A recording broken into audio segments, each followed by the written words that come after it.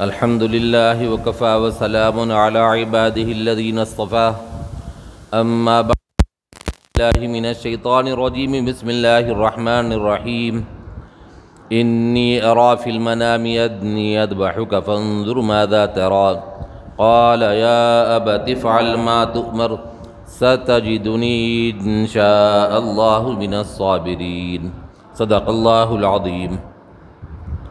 بزرگان محترم، برادران اسلام اور عزیز نوجوان ساتھیوں، اس وقت میں کچھ باتیں حج سے متعلق آپ کے سامنے عرض کی جائیں گی۔ حج کا جو سفر ہے، حج اللہ تبارک تعالیٰ نے انسان پر، مسلمان پر جو صاحب استطاعت ہے، ایک مرتبہ فرض کیا ہے۔ اللہ توفیق دے، بار بار کر رہے تو اللہ تعالیٰ کی طرف سے سعادت کی بات ہے، خوشی کی بات ہے، نعمت ہے اللہ تعالیٰ کی طرف سے، بہت بڑی نعمت ہے۔ لیکن فرض کا جہاں تک تعلق ہے، ایک مرتبہ ہے فرض زندگی میں، اور وہ بھی صاحب استطاعت پر۔ اگر کوئی آدمی صاحب استطاعت نہیں ہے، کوشش کر کے چلا جاتا ہے تو وہ حج قبول ہوتا ہے۔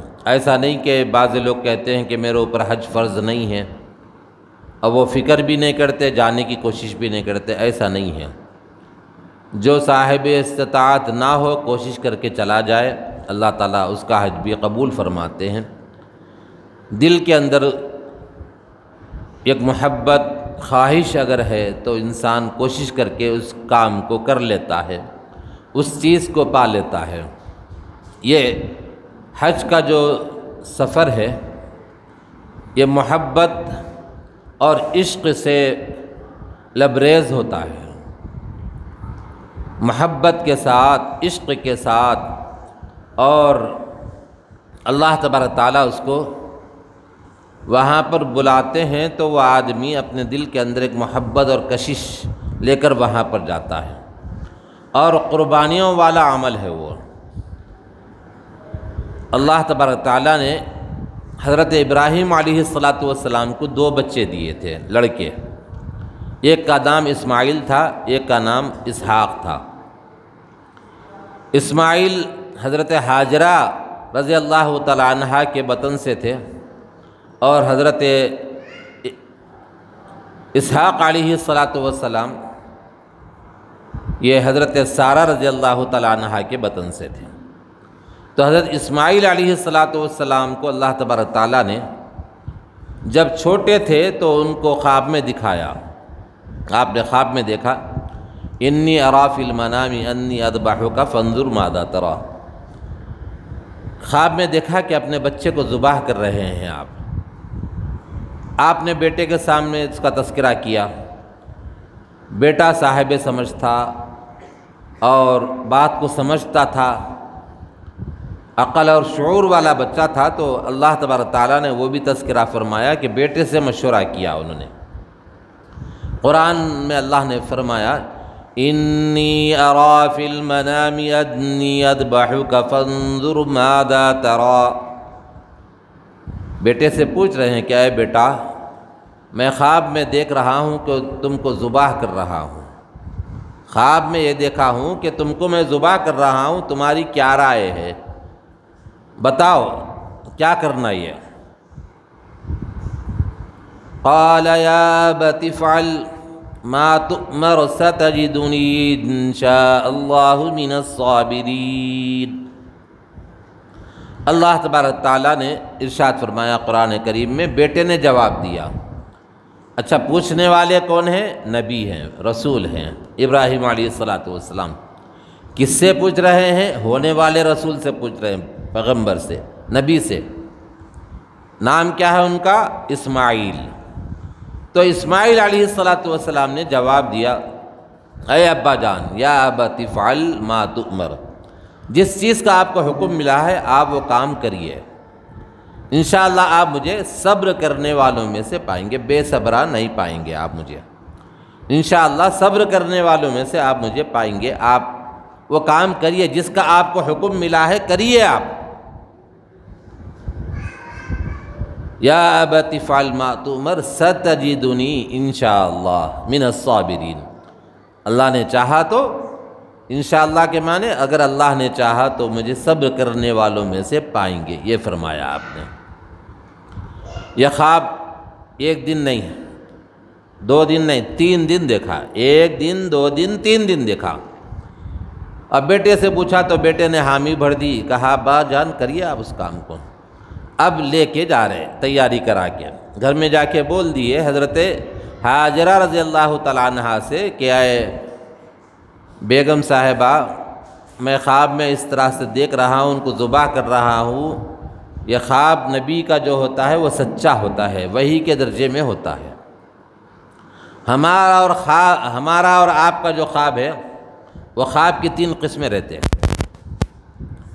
ایک سچ مچ ہو جاتا وہ خواب، ایک قسم یہ ہے۔ دوسری قسم خیالی پلاؤ، دن تمام جو چیز دیکھتے رہتے کرتے رہتے، سونے کے بعد وہ چیز خواب میں نظر آتی ہی رہتی ہے۔ اب بچے بعض دفعہ پڑھتے رہتے، دیکھیے آپ تو دن تمام پڑھنا کرنا ان کا مشغلہ ہے، خواب میں بھی اٹھ کے بیٹھ کے پڑھ رہے کر رہے وہی دیکھتے رہتے ہیں۔ اب کاروبار کرنے والا ہے، کاؤنٹر میں بیٹھا ہوا ہے تو خواب میں وہی دیکھتا، ان پیسے گن رہا، کاؤنٹر میں رکھ رہا، وہ دیکھ رہا۔ یہ دن تمام جو کام کرتا وہ کام خواب میں نظر آتا، ایک قسم یہ ہے۔ اور ایک قسم شیطان کا وسوسہ ہے، شیطان اس کے دل میں ڈالتا۔ جس طرح سے مچھر اپنی سون، باریک سون ہے نا، چبا کے خون نکالتا ہے، ویسے ہی شیطان کیا کرتا، انسان کے دل کے اندر غلط باتیں ڈالتا۔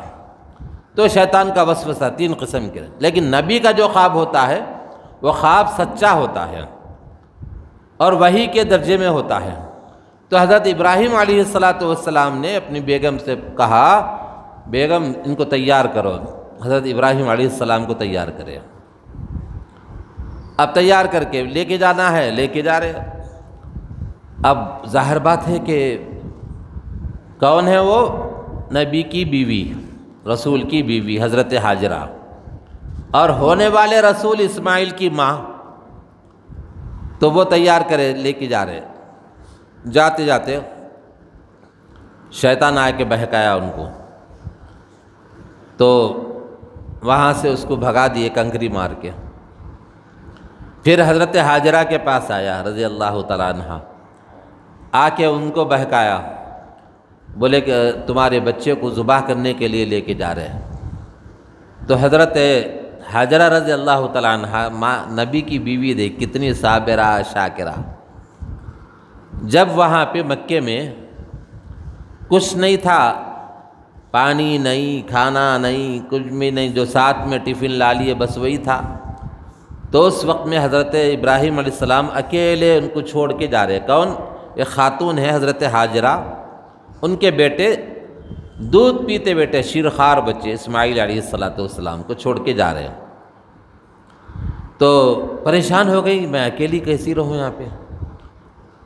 تو وہ سمجھ گئی، سمجھدار خاتون تھی۔ تو حضرت ہاجرہ رضی اللہ تعالیٰ عنہ نے جب پوچھا کہ کیوں چھوڑ کے جا رہے، کیوں چھوڑ کے جا رہے، تو کچھ نے جواب نہیں دیے۔ پھر آخر میں سمجھ گئی کہ اللہ کا شاید حکم ہے۔ تو انہوں نے کہا کہ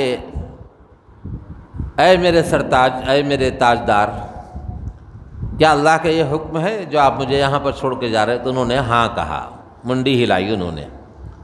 تو اس وقت میں اس نبی کی بیوی نے اور ہونے والے نبی کی ماں نے کیا کہا، جب اللہ کا حکم ہے تو مجھے کوئی پرواہ نہیں ہے، اللہ میرا نگہبان ہے، اللہ مجھے حفاظت کرنے والا ہے، میری حفاظت کرنے والا ہے اللہ، یہ کہا۔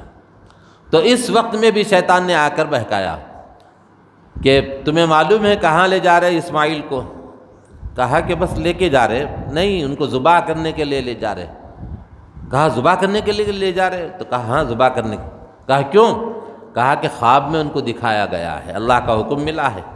تو وہی جملہ انہوں نے فرمایا کہ جب اللہ کا حکم ملا ہے تو میں اس کے لیے راضی ہوں۔ کہا حضرت بی بی ہاجرہ رضی اللہ تعالیٰ عنہ نے فرمایا کہ میں اس کے لیے راضی ہوں۔ پھر گئے، جانے کے بعد ایک مقام پر پہنچے، پہنچنے کے بعد اس میں روایات بہت سی ہیں کہ جاتے وقت راستے میں بہکایا، اسماعیل علیہ السلام کو بہکایا، ابراہیم علیہ السلام کو شیطان بہکایا، لیکن وہ گئے۔ جانے کے بعد بیٹے نے باپ سے کہا، حضرت اسماعیل سمجھدار ہو گئے تھے، کتابوں میں لکھا ہوا ہے کہ اچھل کے گھوڑے پہ اونٹ پہ بیٹھ جاتے تھے، خود ہی سے، سہارے کی ضرورت نہیں تھی سپورٹ کی۔ تو اس سے بات سمجھ میں آتی ہے کہ وہ 10-12 سال یا 8-10 سال کی عمر کے تھے۔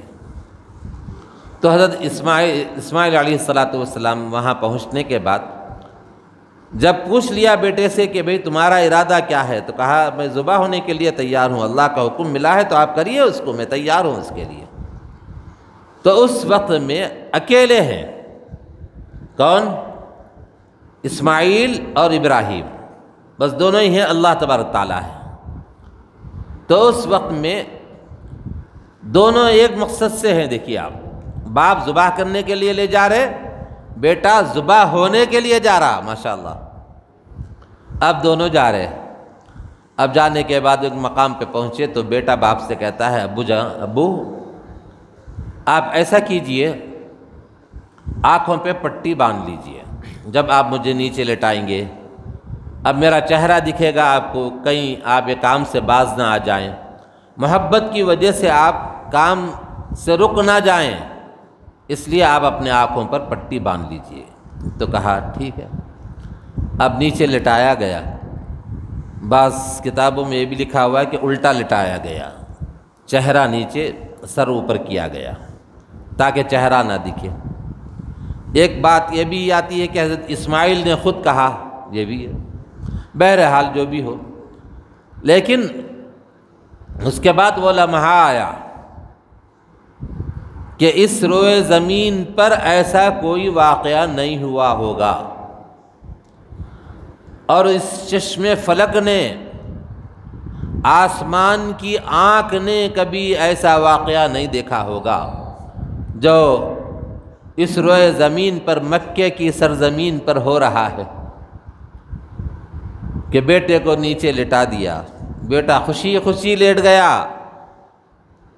اب پیشانی پہ شکن بھی نہیں ہے اس کے، اور کہہ بھی رہا ہے بیٹا کہ ابو آپ اس کام کو کریے، میں تیار ہوں، آپ جو خواب میں دیکھے ذبح کر دیجئے مجھے، میں تیار ہوں۔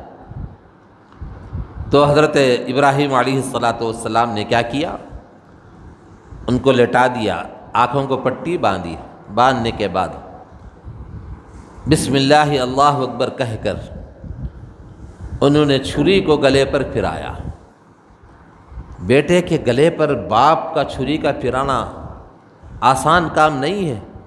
میں یہاں مسجد میں بیٹھ کر ممبر سے کہہ رہا ہوں کہ ایسا ہوا، بولنے کو تو آسان لگ رہا ہے، لیکن اگر بیٹے کو ذرا سا بخار آ جائے تو باپ بےتاب ہو جاتا ہے، پریشان ہوتا ہے، ماں بے چین ہو جاتی ہے، لیکن وہاں پر ذبح کرنے کا معاملہ ہے۔ آپ نے ذبح کیا، طاقت لگائی، چھری کا کام کیا ہے؟ کاٹنا، لیکن اللہ کے حکم کی محتاج۔ پانی کا کام ڈبونا، لیکن اللہ کے حکم کے محتاج ہے پانی۔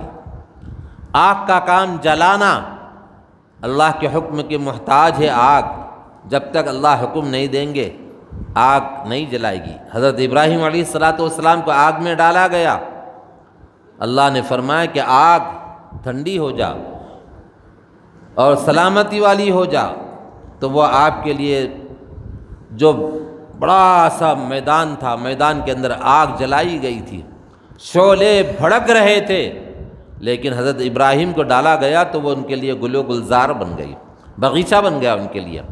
یا نار کونی بردا وسلاما علی ابراہیم، ہم نے کہا اے آگ ٹھنڈی ہو جا ابراہیم پر۔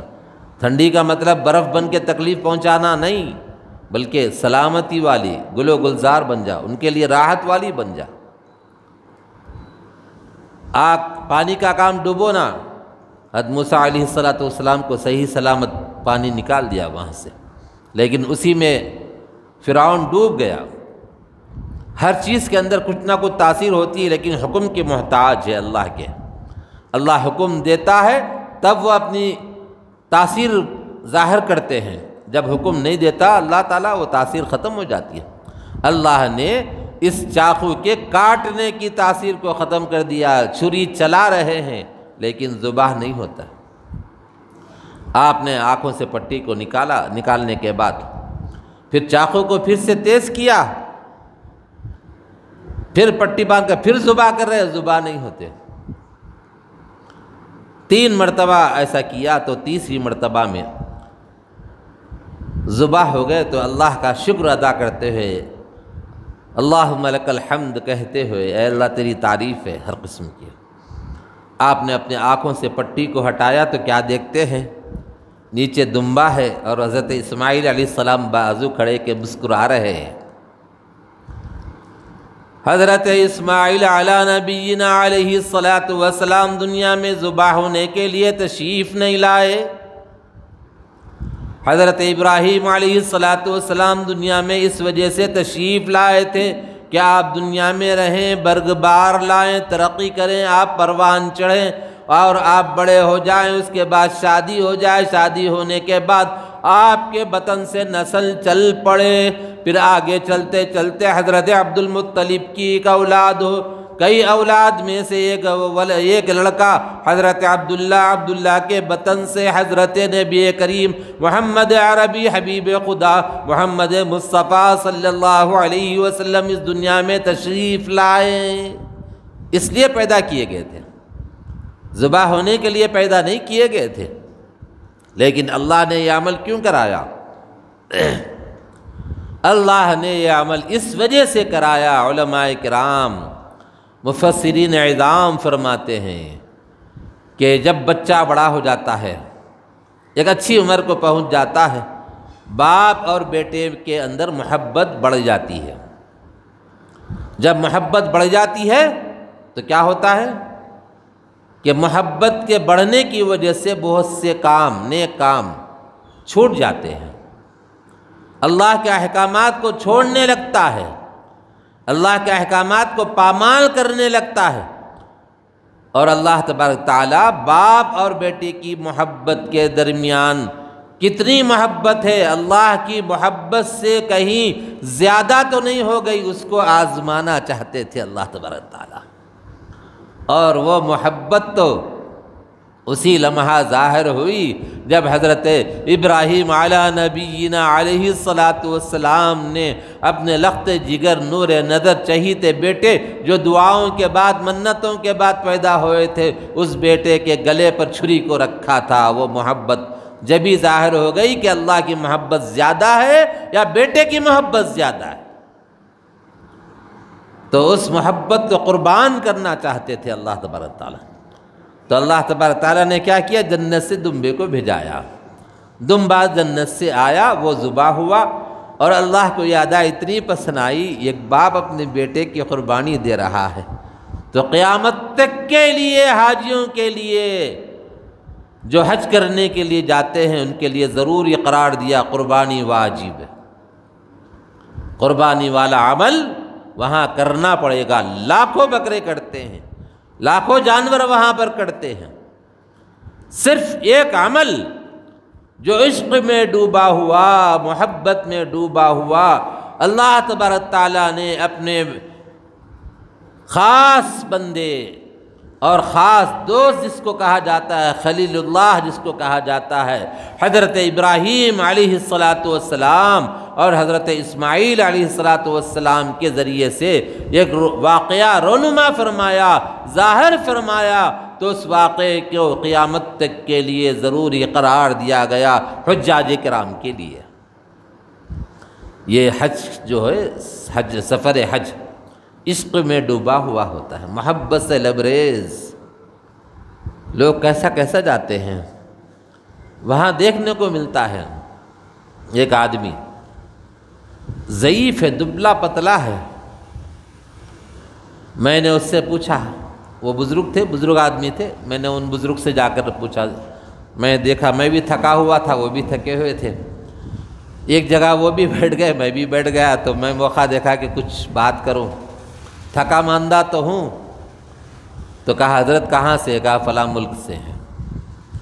ماشاءاللہ آپ بڑے مجاہد آدمی ہیں، وہ میرے سامنے بہت تیز تیز چل رہے تھے، حالانکہ میں سمجھتا ہوں مجھ سے 10 سال کا عمر میں فرق ہوگا، 10 12 سال 15 سال کا، لیکن رفتار اتنی تیز تھی کہ میں پیچھے سے تیز تیز تیز بھاگا اور ان کو پکڑا، وہاں بیٹھ گیا۔ بیٹھنے کے بعد میں نے پوچھا کہ حضرت ویسے پوچھنا تو نہیں چاہیے، لیکن آپ کا ایک کون سا حج ہے جو ادا کر رہے ہیں آپ، کتنے حج ہو گئے آپ کے؟ تو انہوں نے کہا یہ بتانا ضروری ہے آپ کو؟ کہا ضروری تو نہیں ہے لیکن خواہش ہے، بتا دیجئے تاکہ ہمارے اندر بھی جوش جذبہ آئے۔ تو کہا الحمدللہ 48واں حج ہے گا، 48، ماشاءاللہ۔ اللہ کے بندے ہیں جو جانے والے جاتے ہیں۔ بعض غریب لوگ جن کے بارے میں ہم سوچ نہیں سکتے، جن کو سائیکل بھی نہیں تھی ایک زمانے میں، ایسے لوگ حج میں ملاقات ہو جاتی ہے ان سے۔ دوست اور بزرگوں، عشق میں ڈوبا ہوا سفر ہوتا ہے، اللہ جسے چاہے بلاتا ہے، اور اس کے لیے اللہ محتاج نہیں ہے، ہم محتاج ہیں۔ اللہ کوئی بھی شکل نکال سکتا، کسی بھی بندے کے دل میں بات ڈال سکتا کہ جاؤ بھائی آپ فلاں کے نام سے حج کر کے آ جاؤ، پیسے دے کے بھیج سکتا ہے، کوئی بڑی بات نہیں ہے اللہ چاہا تو۔ پہلے زمانے میں کتنی تکلیف جھیل کے جاتے تھے اور پریشانی جھیلتے تھے اور مصیبت جھیل کر وہاں سفر کر کے جاتے تھے، پیدل سفر کرتے تھے۔ میرے دادا کے جو والد ہیں، محمد ہاشم نام تھا ان کا، ان کے بارے میں نے سنا کہ وہ پیدل جا کر حج کر کے آئے تھے ماشاءاللہ۔ تو اس زمانے میں پیدل کا مطلب یہ ہوگا کہ بھئی کہیں گھوڑا ملا چلے گئے تھوڑی دور، کہیں گدھے یا پھر کوئی اونٹ ہے تھوڑی دور چلے گئے، یا پھر پیدل چلتے چلے گئے، ایسا پیدل سفر اس زمانے کا لمبا سفر، اتنا لمبا سفر تو کوئی بعید نہیں۔ اللہ تبارک تعالیٰ کسی کے دل میں کسی کی محبت ڈال دیتے ہیں تو اس کو کرنے کی پوری کوشش کرتا ہے، اور کوشش میں کامیاب بھی ہو جاتا ہے۔ وہ دنیا میں دیکھتے ہیں کہ ایک آدمی ایک کام کرنے کا ارادہ کر لیا اور اس کے لیے کتنی ہی مصیبتیں آئیں اس کو جھیلتا ہے، اس کام کو پورا کرتا ہے۔ تو بہرحال دوست اور بزرگوں، یہ حج کا موسم آنے والا ہے، ابھی ذی قعدہ چل رہا ہے، ذی الحج آئے گا، حاجی لوگ جا رہے ہیں۔ دعا کرنا اپنے لیے، سب کے لیے، اے اللہ مجھے وہاں کی حاضری مقدر فرما دے، حرمین شریفین کی حاضری مقدر فرما۔ لوگ آج کل ایک خیال لوگوں میں یہ آ گیا کہ عمرہ کر رہے حج چھوڑ دے رہے، عمرہ کر لو بس کافی ہے، نہیں، حج فرض ہے، عمرہ فرض نہیں ہے، کسی پر بھی عمرہ فرض نہیں ہے، حج فرض ہے، پیسہ ہے، سب کچھ ہے، لیکن بول رہے کہ بھئی کم خرچہ ہے عمرہ کر لیں گے، تو عمرہ تو فرض نہیں ہے، حج فرض ہے۔ پیسہ دینے کے بعد ہی اللہ فرما رہے ہیں کہ اے میرے بندے، میں نے تجھے دیا ہے پیسہ، جا حج کر کے آ۔ غریب سے نہیں کہہ رہے کہ اے غریب قرضہ لے کے جا کے حج کر کے لا، حج کر کے آ جا، یہ نہیں کہہ رہے۔ اگر غریب آدمی قرضہ لے کے حج کیا تو حج ہو جاتا ہے، ہاں ایسے بھی لوگ ہیں۔ کوئی آدمی کسی چیز کی محبت دل میں پیدا ہو گئی تو قرضہ لے کے وہ چیز خرید لیتا، جب نہیں سوچتا کہ قرضہ لینا نہیں لینا، نہیں سوچتا۔ دین کے کاموں کے لیے بہت زیادہ سوچتے، بھئی دین کے کاموں میں کرنا نہیں کرنا، کرنا نہیں کرنا، 4 مفتیوں سے پوچھتے، اور دنیا کے کاموں میں کسی سے بھی نہیں پوچھتے۔ بیگم بول دیے کہ فلاں چیز ہونا، چاہے کتنے بھی لاکھ کی ہو، آنا ہی آنا ہے، بیگم بول دیے، ختم۔ جب نہیں پوچھتے مسئلہ کیا ہے، اب اس معاملے میں مسئلہ پوچھتے۔ بعض لوگ یہ بھی بولتے، دیکھیے آپ گھر میں بچی بڑی ہے، حج کو نہیں جانا کرتے نا۔ میں بولا یہ کہاں لکھا ہوا ہے حج کو نہیں جانا کرتے؟ حج کو جانا مگر اس کا طریقہ ہے، بچی کی سیفٹی، حفاظت کا معاملہ، کوئی نانی ہے نانا ہے تو ایسی جگہ ان کو حفاظت سے رہ سکتے ہیں تو ان کو وہاں رکھ کے جا کے اس فریضے کو ادا کرنا۔ اس کی وجہ سے فرض کو نہیں ٹال سکتے۔ اگر مر گئے تو وصیت کرنا پڑتا، وصیت نہیں بھی کرے تو ان کی اچھی اولاد اس کو کرنا، حج ادا کرنا، کسی کے ذریعے سے کرانا۔ تو ہم لوگ کیا کرتے ہیں اس معاملے میں؟ بہت ڈھیل کر رہے ہیں، لاکھوں کروڑوں روپیہ ہے بعضوں کے پاس، لیکن حج کی توفیق نہیں ہو رہی۔ اللہ سے مانگنا۔ کبھی کبھی جو لوگ حاجی جاتے نا، ذرا دیکھ کے دل میں ایک رقت لانا، نرمی لانا، آنکھ سے آنسو نکالنا، کیا اللہ کیا قسمت والے ہیں سامنے والے، آپ کے گھر کی حاضری ان کو ہو رہی ہے، آپ اپنے گھر کا دیدار کرا رہے ہیں۔ کتنے لوگ ہیں دل میں تمنا رکھتے ہیں، جانا چاہتے ہیں لیکن نہیں جا سکتے۔ مجھے یاد ہے تسبیح کے اندر ایک دانہ ہوتا تھا اوپر، ایک بڑا، ایک تو چھوٹے چھوٹے 33 دانوں کے بعد ایک بڑا دانہ رہتا، اور سب سے اوپر میں ایک لمبا سا ایک دانہ رہتا۔ دیکھیے آپ، اس میں ایک نگ ہوتا تھا۔ اب ایک آنکھ بند کر کے ایک آنکھ سے دیکھے تو اس میں کعبہ نظر آتا تھا، دیکھے ہوں گے بڑے لوگ، تو اس کو باری باری سے لوگ دیکھتے تھے، دیکھ کے خوش ہوتے تھے کہ بھئی کعبہ ہے، دیکھو کعبہ ہے۔ بڑے بوڑھے لوگوں کو دیکھا گیا کہ وہ نماز پڑھنے کے بعد اس نیچے سے جانماز پہ سے اس تسبیح کو اٹھا کر ایک آنکھ بند کر کے اس کو دیکھ کے دل کو تسلی کر لیتے کہ یہ کعبہ ہے، اللہ کا گھر ہے، اور اس کے بعد دعا کرتے، آنکھوں سے آنسو نکالتے، کہتے اے اللہ مجھے یہاں پر پہنچا دے، یہاں کی حاضری مقدر فرما دے۔ رو رو کے دعا کرتے تھے۔ آج ویسی کیفیت نہیں ہے، آج تو ہر چیز آپ کو سامنے آ گئی، آپ اس کو سامنے سے دیکھ رہے، لائیو دیکھ رہے اس کو، کعبہ پورا منظر نظارہ وہاں کا دیکھ رہے ہیں۔ اور کیسی محبت تھی اس زمانے میں اس سے۔ ایک چھوٹی سی ایک مشین ہوتی تھی، ایسا دباتے ہی اس میں کعبہ نظر آتا، پھر حجر اسود نظر آتا، اس میں مقام ابراہیم نظر آتا۔ جب کوئی جاتے تو وہاں سے لا کے تحفے میں دیتے تھے وہ۔ تو ہمیں یاد ہے ہمارے گاؤں کے اندر باری باری سے بھائی ذرا بتا دے یہ کہہ کے اس کو بار بار دیکھتے تھے نکال کے۔ تو یہ حاجی لوگ جو جا رہے ہیں نا، دیکھ کے ذرا دل میں کیفیت لا لینا کہ یا اللہ ہم کو بھی پہنچا دے، اے مولا ہم محتاج ہیں تیرے، تو محتاج نہیں ہے کسی کا، کیسا بھی پہنچا سکتا ہے، اے اللہ مجھے پہنچا دے۔ 2 دن پہلے ایک واقعہ مجھے سننے کو ملا۔ ایک بادشاہ تھا، اس کا محل بڑھانا چاہتا تھا، وہاں پہ ایک چھوٹا سا جھوپڑا تھا۔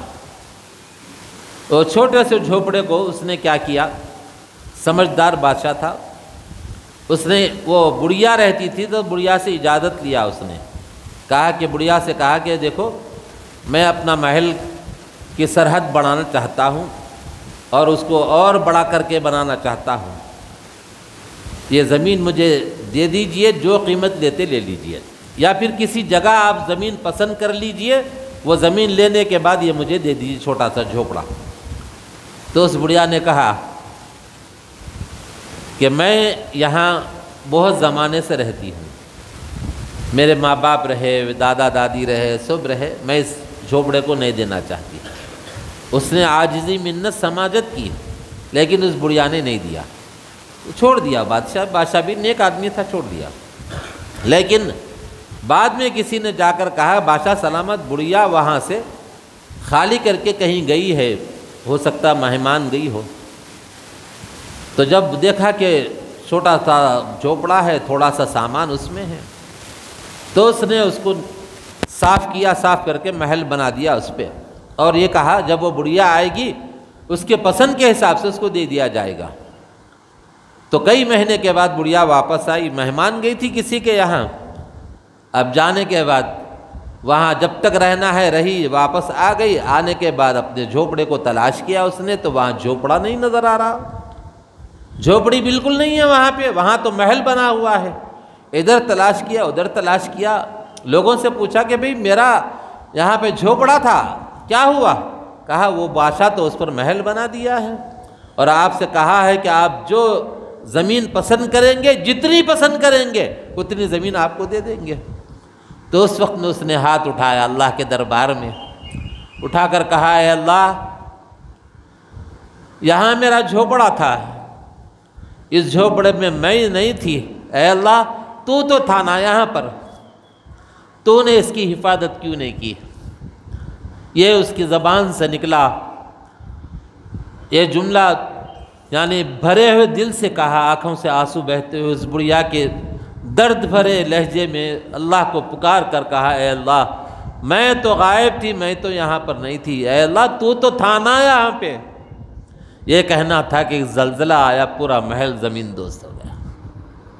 اللہ جو چاہے کر سکتا ہے، ہم اللہ کے محتاج ہیں، اللہ ہمارا محتاج نہیں۔ اللہ سے مانگنا، اے اللہ ہمیں حج کی سعادت نصیب فرما اور حج مقبول نصیب فرما، یہ دعا کرنا، حج مقبول نصیب فرما، بار بار وہاں کی حاضری نصیب فرما، یہ دعا کرنا۔ اگر حج فرض ہوا ہے، یہ بڑے بڑے مکانات بلڈنگیں کام آنے والے نہیں ہیں، نیکیاں کام آنے والے ہیں۔ بڑے بڑے لوگ چلے گئے دنیا سے، خالی ہاتھ گئے، کچھ بھی نہیں تھا ان کے پاس۔ بعد میں بچوں نے بٹوارا کر لیا، سمجھدار تھے تو آپس میں بانٹ لیا، نہ سمجھ تھے تو آپس میں لڑ کر انہوں نے چھین لیا، لیکن جانے والا اپنے ساتھ میں کچھ نہیں لے گیا۔ اس لیے دوست اور بزرگوں، اللہ سے مانگنا، رو کر مانگنا، چمٹ کر مانگنا، گڑ گڑا کر مانگنا۔ چھوٹا بچہ جب بھوک لگتی ہے تو دودھ کے لیے جو تڑپتا ہے، جس طرح سے بل بلاتا ہے، اللہ کو وہ ادا بڑی پسند ہے۔ بندہ اس کے دربار میں آئے، اس سے مانگے، رو رو کر مانگے، اللہ اس کو عطا فرماتے ہیں۔ کبھی آنکھ سے آنسو تو جھڑا کے دیکھیے، اللہ اپنا کرشمہ بتاتے ہیں، قدرت ظاہر فرماتے ہیں اللہ تعالیٰ۔ اللہ کے سامنے رونے کی عادت ڈالیے، اللہ سے مانگیے اور حج کی کوشش کیجئے۔ روزانہ 1 روپیہ یا 5 روپے 10 روپے کسی غلے میں ڈال دیجئے، حج کی نیت سے، وہاں کی حاضری کی نیت سے۔ اللہ تعالیٰ نیت کر کے اس کے لیے قدم بڑھانے کی برکت سے اللہ تعالیٰ وہاں کی حاضری مقدر فرما دیتے ہیں۔ اللہ تبارک تعالیٰ سے دعا ہے کہ کہنے والے کو کہنے سے زیادہ، سننے والوں کو سننے سے زیادہ عمل کی توفیق عطا فرمائیں۔ وآخر دعوانا الحمد للہ رب العالمین۔